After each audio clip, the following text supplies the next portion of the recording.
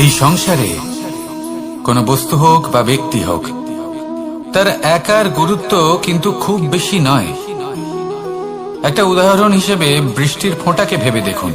যদি একটি বৃষ্টির ফোঁটা হয় তাহলে তার খুব বেশি গুরুত্ব থাকে না, কিন্তু যখন সহস্র বৃষ্টির ফোঁটা মেঘের মধ্যে দিয়ে ঝরে পড়ে তখন সেটা বর্ষার রূপ ধারণ করে। সেই বর্ষা যা এই প্রকৃতিকে শান্ত করে। সেইভাবেই পাথরের ছোট টুকরো, তার খুব বেশি গুরুত্ব থাকে না, কিন্তু যখন অসংখ্য পাথরের টুকরো একত্রিত হয় তখন তা পর্বতের আকার ধারণ করে। সেইভাবেই কিছু মানুষ যখন একত্রিত হন তখন তৈরি হয় পরিবার, কিছু পরিবার যখন একত্রিত হয় তখন তৈরি হয় সমাজ, যখন অনেক সংখ্যক সমাজ একত্রিত হয় তখন তৈরি হয় রাজ্য। এবার এই রাজ্যের সব থেকে গুরুত্বপূর্ণ ব্যক্তি হতে পারেন রাজা, কিন্তু তাও সেই রাজা একা কিছু করতে পারেন না। যুদ্ধ লড়ার সময় তারও নিজের সৈন্যদলকে প্রয়োজন পড়ে। কিন্তু এই সংসারে এমন একজন ব্যক্তি আছেন যিনি একাই সব কাজ করতে থাকেন, এবং সেই ব্যক্তি হলেন মা। আমাদের জীবনে একজন পিতার ভূমিকা কিন্তু নিঃসন্দেহে অমূল্য, কিন্তু আমাদের সকলের জীবনে যে ভূমিকা একজন মায়ের তা অন্য কারোর থাকে না। একজন মা একাই সন্তানকে বড় করতে পারেন, সংস্কারী করে তুলতে পারেন, তার জন্য পরিশ্রম করেন। আর এত কিছু কাজ করার পরেও তার কাজের জন্য তিনি প্রশংসা অবশ্য পান না। উল্টে যদি সেই সন্তান অনুচিত পথে চালিত হয়, অনুচিত কর্ম করে, তখন সেই মাকেই অপবাদের পাত্র হয়ে উঠতে হয়। আমাদের জীবনে মায়ের যোগদান কতটা সেটা বুঝুন। আপনাকে বড় করে তোলার জন্য উনি কতটা পরিশ্রম করেছেন সেটা বুঝুন। আজ থেকে, এখন থেকে, এই মুহূর্ত থেকে মাকে সম্মান করতে শিখুন। যখন সময় পাবেন, যখন সুযোগ হবে, তখন তার প্রশংসা করুন, ওনারও ভালো লাগবে। আর মায়ের এই মমতার জন্য, তার এই ভূমিকার জন্য আসুন সবাই মিলে আমরা তাকে প্রণাম করি, আর সকলে মিলে ভালোবেসে বলি রাধা রাধা।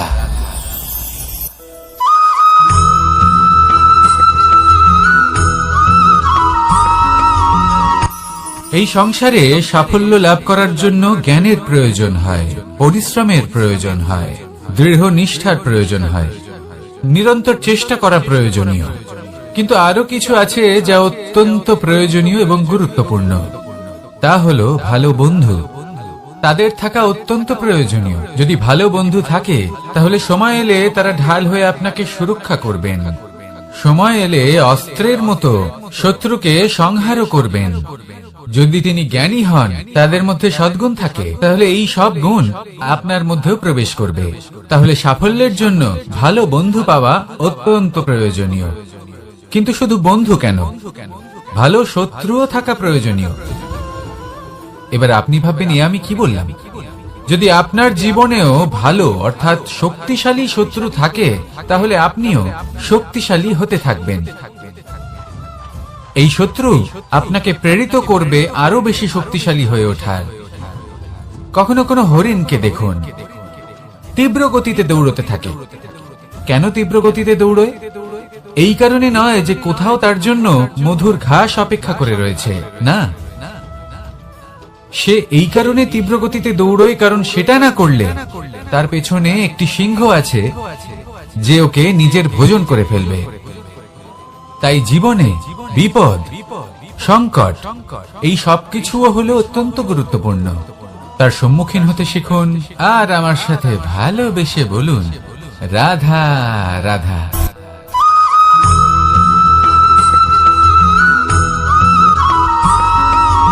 মানুষ জন্মগ্রহণ করে, তার সাথে ভয়েরও জন্ম হয়। ছোটবেলা থেকেই আমাদের মনে কোনো না কোনো প্রকারের ভয় থেকেই যায়। কেউ এই বিষয়ে ভয় পায় যে তার কোনো বস্তু তার থেকে দূরে চলে যাবে। কেউ এই বিষয়ে ভয় পায় যে আমি নিজেকে হারিয়ে ফেলব। কেউ এই ভেবে ভয় পায় যে আমার প্রিয়জনেরা তারা যেন আমার থেকে দূরে না চলে যায়। কেউ এই ভেবে ভয় পায় যে আমরা যেন পথ না হারিয়ে ফেলি। আদি ইত্যাদি। কিন্তু সত্যি কথা বলতে ভেবে দেখুন, এই ভয় বাস্তবে কি? শুধুই একটা মনস্থিতি, আর কিছুই নয়। যা কিছু আপনি জীবনে পেয়েছেন তা একদিন আপনাকে হারাতে হবে। এই জীবন হলো আপনারই, কিন্তু তাও একদিন সমাপ্ত হবে। তাই ভয় পেয়ে কি লাভ? এই ভয় শুধু আপনাকে জীবন যাপন করা থেকে বাধা দিচ্ছে, আর কিচ্ছু নয়। পথ হারিয়ে ফেললেই বুঝতে পারবেন যে নতুন পথ কিভাবে বানাতে হয়। কিছু মানুষকে জীবন থেকে হারালে তবেই আপনি বুঝবেন যে আপনার আপনজনকে। এই ভয়ের কারণে ভীত হয়ে থাকবেন না। এই তারা নক্ষত্র অন্ধকারের অভাবে গুরুত্ব হারায়। শিবকেও মহাদেব হওয়ার জন্য বিষপান করতে হয়েছিল। প্রত্যেক পরিস্থিতি, প্রত্যেক সাফল্য আপনার পরীক্ষা নেবে। তাতে উত্তীর্ণ হওয়া হলো আপনার কর্ম। যখনই আপনি ভয় পাবেন বা সংকটের সম্মুখীন হবেন, তখন সাহসের সাথে তার সম্মুখীন হন। মনে রাখবেন, যে সম্মুখীন হতে জানে, সাফল্য তার সাথে সবসময় থাকে। আসুন আর আমার সাথে ভালোবেসে বলুন, রাধা রাধা।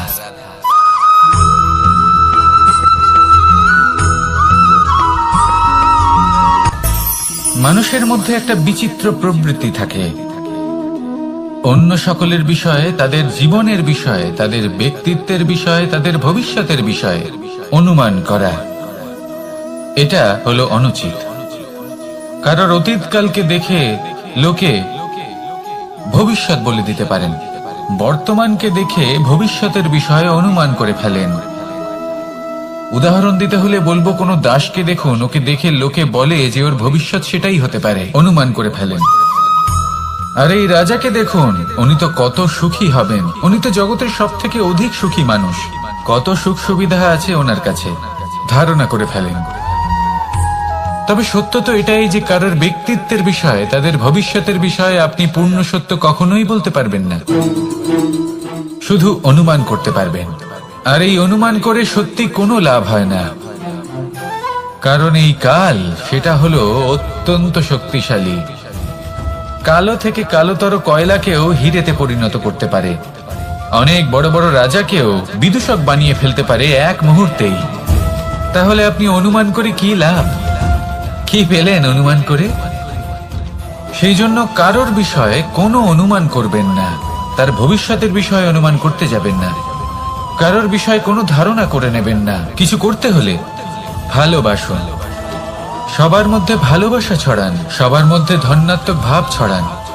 এই মন প্রসন্ন হয়ে বলবে, রাধা রাধা।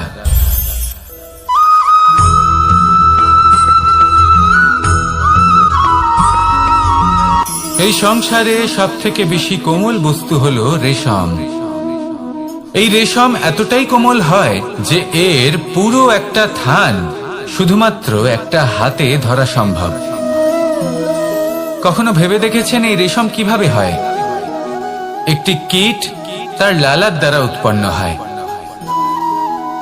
এই কীট সেই রেশমকে পাক দিতে থাকে, পাক দিতেই থাকে, দিতেই থাকে, আর আস্তে আস্তে তার মধ্যেই জড়িয়ে পড়ে। শেষে ওর এই সুন্দর অমূল্য সৃষ্টি রেশমের এই সুতো, তার নির্মাণ কার্য পূর্ণ হয়। কিন্তু তাতেই ও নিজে বন্দী হয়ে যায়। নিজেরই মায়াজালের এই বন্দী গৃহে নিজেই ফেঁসে যায়। এবার এই সুতোকে ব্যবহারযোগ্য করে তোলার জন্য এই কীটগুলিকে এই কবচের সাথেই ফুটন্ত জলে ফেলে দেওয়া হয়। এই সংসারে যদি আমাদের স্বপ্ন এই সংসারের দুঃখ হরণ করার জন্য, এই সংসারে সুখ বিতরণ করার জন্য হয়, তবেই আমাদের প্রগতি সম্ভব।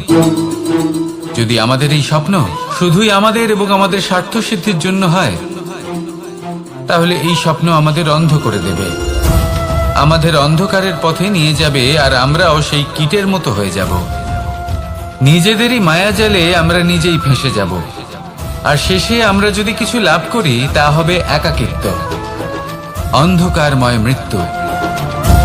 তাই স্বপ্ন অবশ্যই দেখুন, কিন্তু এমন ভাবে স্বপ্ন দেখবেন না যে তার এই বন্দিগৃহে আপনি নিজেই ফেঁসে গেলেন। স্বপ্ন দেখুন পরোপকারে।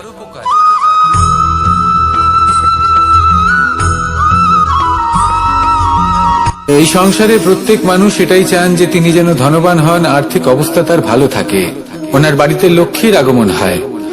কিন্তু সেটা হবে কি করে, সেটাই হলো প্রশ্ন। কেউ বলেন যে যদি পরিশ্রম করো তাহলে ধন অর্জন সম্ভব, কেউ বলেন যে যদি বিদ্যা লাভ হয় তবেই ধন অর্জন সম্ভব, কেউ বলেন যে যদি বলশালী হও তবেই সম্পন্ন থাকবে। ভালো কথা, যদি তাই হয়ে থাকে তবে দিনমজুর সারা দিন পরিশ্রম করেন, তিনি কেন ধনী হন না?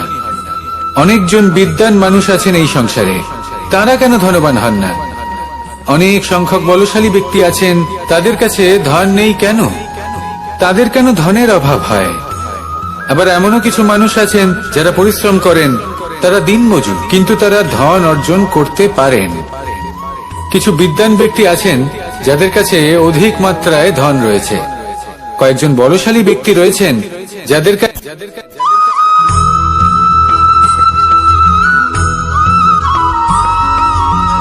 পিতা আর পুত্রের সম্পর্ক অত্যন্ত মধুর হয়ে থাকে। পিতা স্বপ্ন দেখেন, তাকে পূর্ণ করার সকল সম্ভাব্য চেষ্টা করেন, কিন্তু তাও অনেক সময় ওনার স্বপ্ন অপূর্ণ থেকে যায়।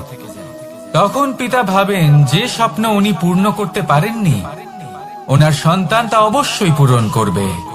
যে স্থানে উনি কখনো পৌঁছতে পারেননি, সেই স্থানে ওনার পুত্র অবশ্যই পৌঁছবে। পিতা নিজের সন্তানের ভবিষ্যৎ নিয়ে সেই স্বপ্ন দেখেন, আর যখন সেই সন্তান সামনে এগোতে থাকে তখন তার দুঃখ হয় না, বরং গর্ব হয়। ওনার ভালো লাগে এটা দেখে যে ওনার সন্তান অনেক উন্নতি করছে। কিন্তু যখন সন্তান নিজের অভিভাবকের শক্তি দেখে, তার যশ দেখে হিংসা করতে থাকে, সমস্যা সেইখানেই শুরু হয়। সেই জন্য সকল সন্তানকে এটা মনে রাখতে হবে, দেখুন, পুত্র হবার সুবাদে, এক সন্তান হবার সুবাদে এটা হলো আপনার অধিকার যে আপনি আপনার পিতার থেকে বেশি উন্নতি করবেন। আপনার পিতাও এটাই চান, কিন্তু সুস্থভাবে এটা করুন। একটা রেখা টেনে নিন যাতে আপনি তাতে এগোতে পারেন আর আপনার পিতার তাতে গর্ববোধ হয়, আর সেই বিষয়ে দুঃখ না হয় যে আমার সন্তান আমাকেই ছোট করার চেষ্টা করছে।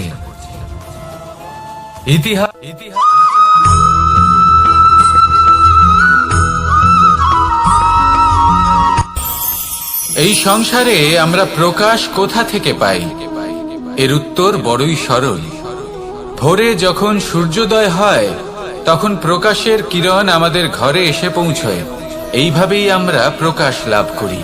এবার এই প্রকাশের আলোতেই আমরা সারাদিনের কাজ সম্পন্ন করি। সন্ধে হয়ে যায়, সূর্যাস্ত হয়ে যায়, আর আমাদের ঘর যাতে অন্ধকার না হয় তার জন্য আমরা একটা প্রদীপ প্রজ্বলিত করি। এটাই ঘটে আমাদের জীবনেও। এবার প্রবাহমান আয়ুর সাথে আমরা আমাদের অন্তরে যদি একটা প্রদীপ প্রজ্বলিত করে নিই, তাহলে বিষয়টাই অন্যরকম হবে। এবার আপনি বলবেন কোন প্রকাশের কথা বলছি যে আমাদের অন্তরে জাগ্রত করা সম্ভব? আমাদের আত্মার মাঝে প্রেমের প্রকাশ জাগ্রত করার কথা বলছি, কারণ আমাদের এই জীবন এও হলো দিনের আলোর মতো। আজ প্রকাশ আছে, কিন্তু কোনোদিন অবশ্যই অস্ত হবে। কিন্তু অস্ত হবার আগে যদি আমরা আমাদের আত্মার মাঝে প্রেমের এই প্রকাশ উজ্জ্বলিত করে নিই, তাহলে আমাদের সন্ধ্যাকালও আমরা আনন্দে এবং প্রেমে যাপন করব। তাহলে আসুন আর আমার সাথে ভালোবেসে বলুন, রাধা রাধা।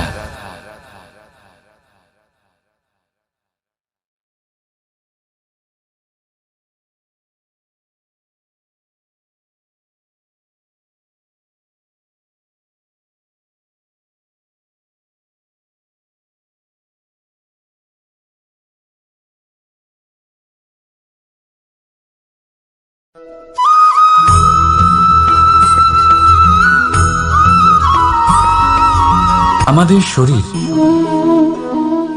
প্রকৃতির সর্বশ্রেষ্ঠ রচনা। যে অঙ্গ প্রত্যঙ্গ আমরা লাভ করেছি প্রত্যেকটির মধ্যে একটি নিজস্ব বার্তা রয়েছে। একটু ভেবে দেখুন, দুটি চোখ দিয়েছে দেখার জন্য, দুটি কান দিয়েছে শোনার জন্য, নাসিকাও আছে দুটি, দুটি হাত দিয়েছে দ্বিগুণ পরিশ্রম করার জন্য, কিন্তু জীব শুধুমাত্র একটি। তার উপরেও তীক্ষ্ণ বলিষ্ঠ দাঁত দিয়েছে তার রক্ষার জন্য। কখনো ভেবে দেখেছেন কেন?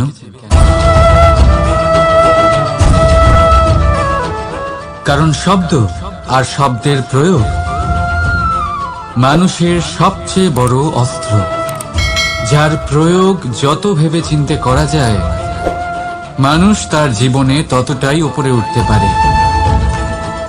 তাহলে মনে রাখুন, দেখুন, শুনুন আর বুঝুন বেশি, বলুন কম। রাধা রাধা।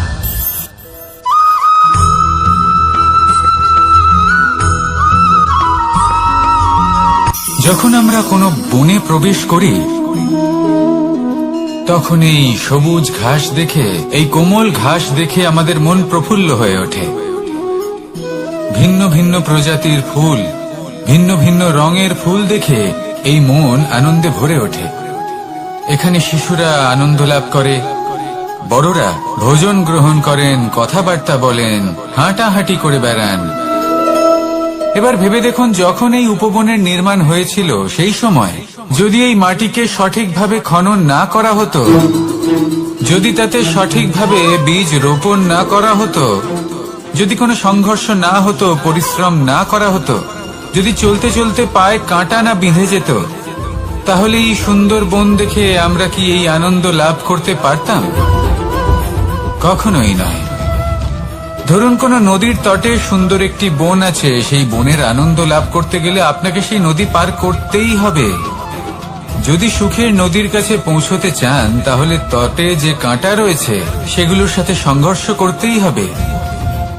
এই সংসারে যদি আপনি সুখ লাভ করতে চান তাহলে সুখ লাভের এই যাত্রা শুরু করতে হবে সংঘর্ষ দ্বারা। তাহলে সংঘর্ষকে স্বাগত জানান, এর পেছনেই সুখ রয়েছে যা আপনার জন্য অপেক্ষা করছে। এবার হাসুন আর আমার সাথে ভালোবেসে বলুন রাধা।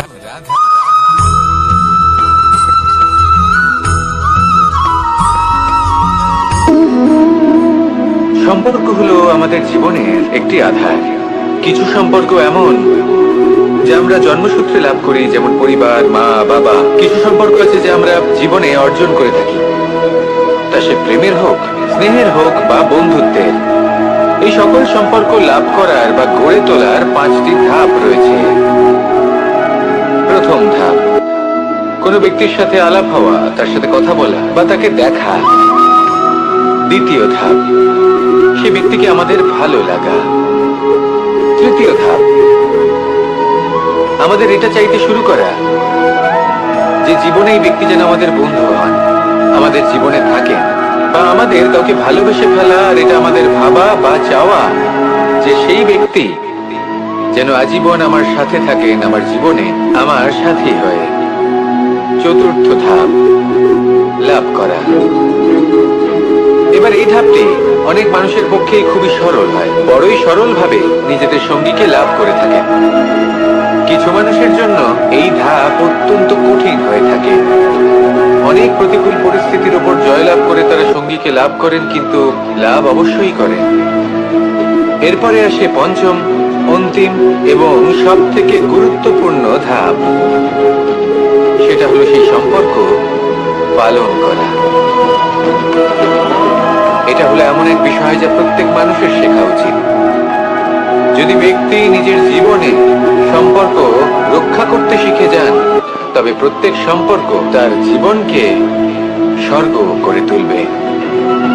আসুন আর আমার সাথে ভালোবেসে বলুন রাধা রাধা।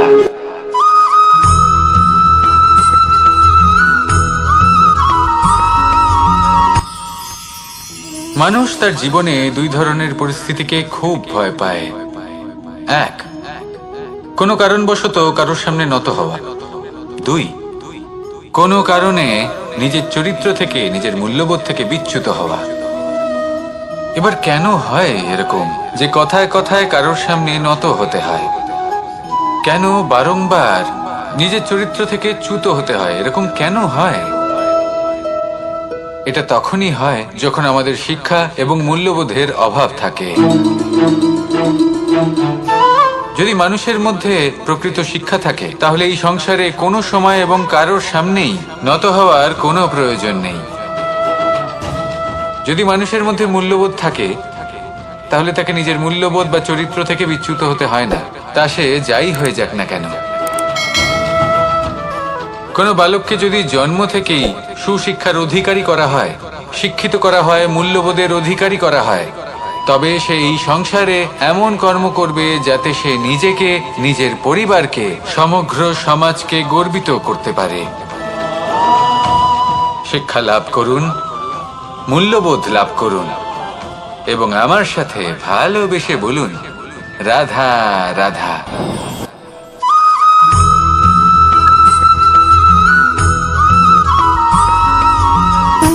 সুখ, দুঃখ এবং শক্তি, এই তিন হলো এই সংসারের ত্রিদেবের মতো। আমাদের জীবনে যা কিছু ঘটছে এই তিনটির ভিত্তির উপরেই হচ্ছে। আসলে এই সংসারের একটা নিয়ম আছে, যখনই আপনি কিছু লাভ করেন এই সংসার আপনার পরীক্ষা নেয়। এটা জানার জন্য আপনার পরীক্ষা নেয় যে আপনি যা কিছুই লাভ করেছেন আপনি কি আদৌ সেটার যোগ্য কিনা। ঠিক সেইভাবেই এই সুখ, দুঃখ এবং শক্তি আপনার পরীক্ষা নিয়ে থাকে। যখন সুখ আসে তখন সে আপনার পরীক্ষা নেয় যে আপনার মধ্যে অহংবোধ জাগ্রত হয়নি তো। যদি অহংবোধ চলে আসে তাহলে সুখ সেখানেই সঙ্গ ত্যাগ করে। দুঃখ আপনার ধৈর্যের পরীক্ষা নিতে থাকে, আর যদি আপনার মধ্যে ধৈর্য না থাকে তাহলে এটা আপনাকে আরো বেশি দুঃখের গভীর অন্ধকারে ঠেলে দেবে। সেখানে শক্তি পরীক্ষা নেয় আপনার বিনম্রতার। যদি আপনি বিনম্র না হন তাহলে হয় এই শক্তি আপনার সঙ্গ ত্যাগ করবে, নয় এই শক্তি বিনম্রতার অভাবে আপনার পতনের কারণ হতে পারে। এই সংসারে যে কোনো ব্যক্তি যিনি এই পরীক্ষায় উত্তীর্ণ হয়ে থাকেন এই জীবনে তিনি সাফল্য লাভ করেন। আসুন আমার সাথে ভালোবেসে বলুন, রাধা রাধা।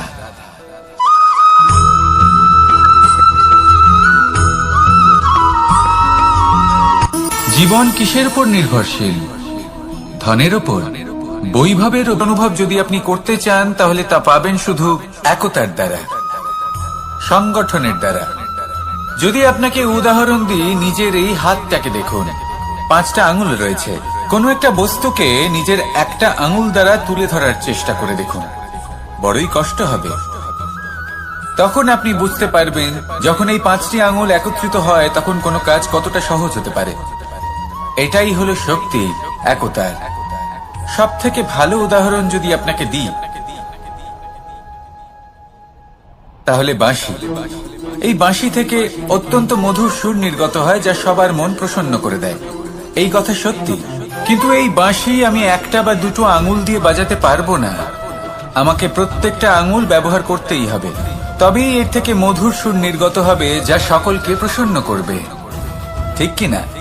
ঠিক এইভাবেই যদি আপনি চান যে আপনার জীবনরূপী বাঁশি থেকেও মধুর সুর নির্গত হোক বা সবার মনকে প্রসন্ন করে তুলুক, তাহলে আপনাকেও জীবনে একতা নিয়ে আসতেই হবে। আপনি একাও কর্ম করতে পারেন, পথ চলতেও পারেন, সামনেও এগোতে পারেন, সাফল্যও লাভ করতে পারেন। কিন্তু যখন সকলে একসাথে এগোবেন, সেই পথে চলবেন, সেই কর্মই করবেন, তখন লক্ষ্যে অবশ্যই পৌঁছবেন, সাফল্য অবশ্যই লাভ করবেন। কিন্তু সেই সাফল্য এবং তার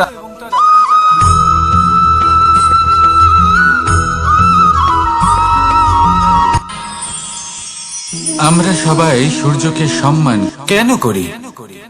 কারণ আমরা জানি যে সন্ধেবেলা যখন সূর্যাস্ত হবে তখন শুধুমাত্র অন্ধকার বাকি থাকবে। ঠিক কিছুটা এরকমই হয় আমাদের মাতা পিতাও, যিনি আমাদের জন্ম দেন, আমাদের ভরণ পোষণ করেন, আমাদের বড় করেন, আমাদের প্রেম প্রদান করেন। কখনো কখনো তাদের মুখ থেকে কটু কথা নিঃসৃত হয়, আমাদের দুঃখ হয়, কিন্তু তখন আমাদের এটা বোঝা উচিত এগুলি নিঃসৃত হচ্ছে আমাদেরই মঙ্গলের জন্য। যেমন সূর্যদেব, উনিও উত্তাপ দিয়ে থাকেন, আমাদেরই মঙ্গলের জন্য, যাতে ফসল পাকতে পারে, যাতে জল বাষ্প হয়ে মেঘ হতে পারে, বৃষ্টি হতে পারে, আর এই সংসারে নিরন্তর জলের প্রবাহ থাকে। আমাদের মাতা পিতা, তাদের কঠোর আচরণ, তাদের কঠোর অনুশাসনের পেছনে লুকিয়ে থাকে ওনাদের ভালোবাসা। আমাদের তা বুঝতে হবে, সসম্মানে ওনাদের গ্রহণ করতে হবে। কারণ ঠিক সূর্যাস্তের পরে যেমন চতুর্দিক অন্ধকারচ্ছন্ন হয়ে যায়, তেমনি আমাদের জীবন থেকে যখন আমাদের মাতা পিতা চলে যায়, তখন আমাদের জীবনেও শুধু এবং শুধুমাত্র অন্ধকারই ছেয়ে থাকে। সেই জন্য নিজের মাতা পিতাকে সম্মান করুন, ওনাদের ভালোবাসা প্রদান করুন। এই মন আর এই জীবন প্রসন্ন হয়ে বলবে, রাধা রাধা।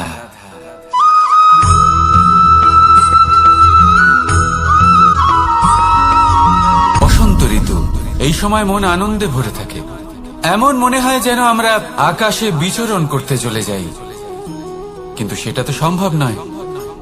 সেই জন্য হয়তো আমরা ঘুড়ি ওড়াই, এই ঘুড়িকে নিজেদের প্রতিরূপ মনে করে। এবার অনেক মানুষ আছেন যারা ঘুড়ি ওড়ান, কিন্তু এই কর্মের সারমর্ম কি সেটা কজন বুঝতে পারেন?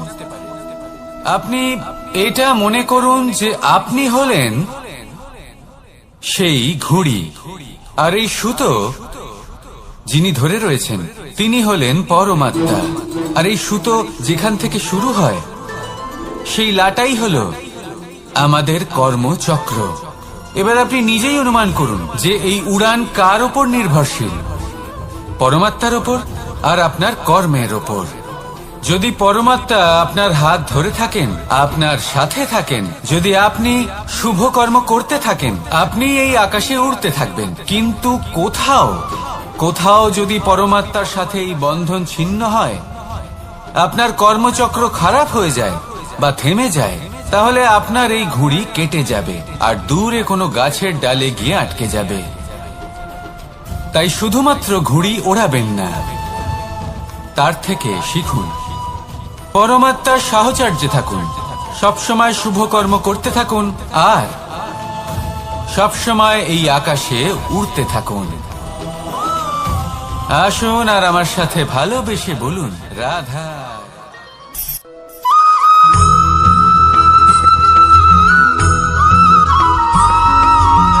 এবার অনেক সময় মানুষের মনে এরকম প্রশ্ন আসে যে এই সংসারে সবথেকে বড় বিপদ কি? কেউ বলে ধর্ম সংকট, আবার কেউ বলে প্রাণের উপর আসা সংকট। প্রত্যেক মানুষের জীবনে বিভিন্ন সংকট আসে, আর এই সমস্ত সংকট অত্যন্ত বিচিত্র হতে পারে। এই সমস্ত সংসার হলো সংকট দ্বারা পরিপূর্ণ। ঠিক আছে, আপনাকে একটা উদাহরণ দিই।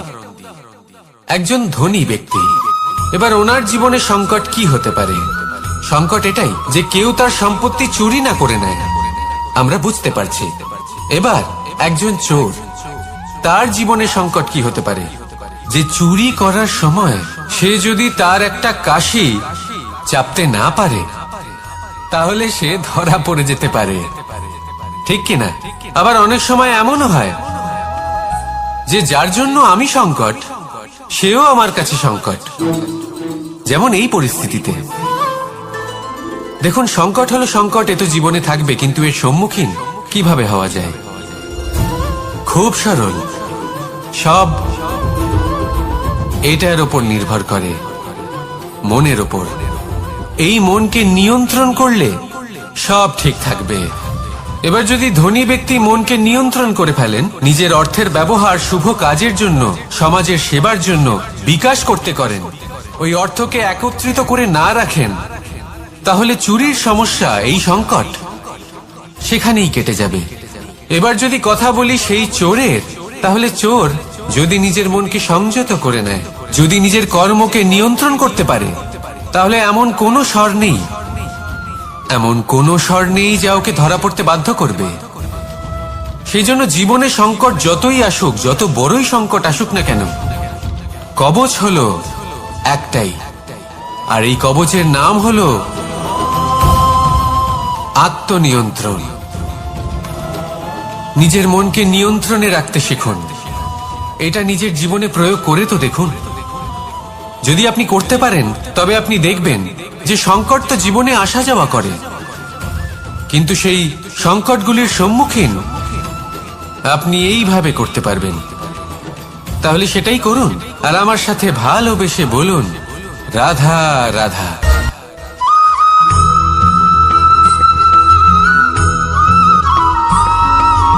জীবনে যখন কোনো ব্যক্তি নিজের লক্ষ্য প্রাপ্তির জন্য নিরন্তর পরিশ্রম করতে থাকেন, চেষ্টা করতে থাকেন, তখন তিনি কষ্ট অনুভব করেন, কখনো শারীরিক কষ্ট, কখনো মানসিক কষ্ট।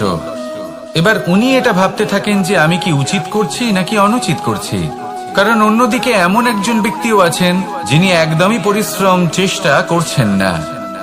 তিনি মদিরা পান করেন, বিলাসিতায় জীবন কাটান, অলস প্রকৃতির হয়ে ওঠেন, নিদ্রাতে বিলীন হয়ে থাকেন আর ভাবেন যে তিনি সুখ লাভ করছেন। কিন্তু এরকম কেন হয়? কারণ যখন আমরা সৎ পথে থাকি, উচিত পথে চলি, লক্ষ্য প্রাপ্ত করার জন্য চেষ্টা করতে থাকি, তখন আমাদের ভেতরে থাকা নেতিবাচক শক্তি এবং পাপ এই দেহকে ত্যাগ করে দেয়। আর এই অনুভূতিটাই আমাদের দুঃখের অনুভূতি দেয়, কষ্ট দেয়।